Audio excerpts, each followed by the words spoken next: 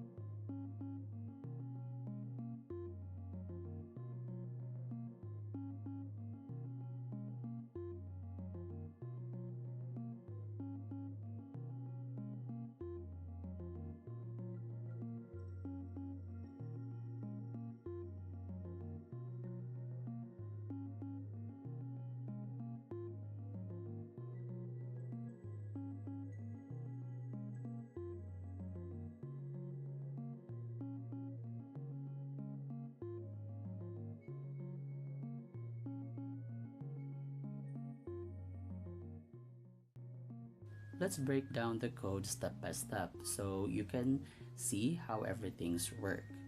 So setting up the board, we started by creating a 3x3 board where the game will be displayed.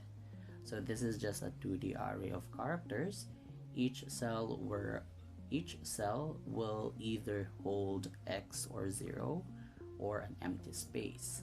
So X for the X player, O for the player O, and then the space if it's empty. Initializing the board. Before the game begins, we want every spot of the board to be empty. So this function loops through every row and columns and fills it with a space. That way, we start with a clean board. Printing the board. We need to actually see the board in the console, right? That's where the print board function comes in. So it prints the row and columns with dividers so the player knows where to place their moves. How do we know if someone has won? So we need to check all the rows, columns, and diagonals to see if they're filled with the same player symbols X or 0. So if any row, columns, or diagonals has 3 of the same symbols, the player wins. Checking for a draw. If the board is full and no one has won, it's a draw, of course. Making a move, each player chooses a row and column to place their symbols. So this function ensures the move is valid.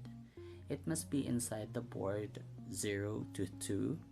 The cell must be empty. If valid, it updates the board. The game loop, which is the main function. So the main function ties everything together. So the loop works will ask the current player X or O for their move. Check if the move is valid. It will update the board, print the new board, then check for the win. If yes, game ends. Well, it will check for the draw. If yes, the game will end. Otherwise, switch to the other player and continue.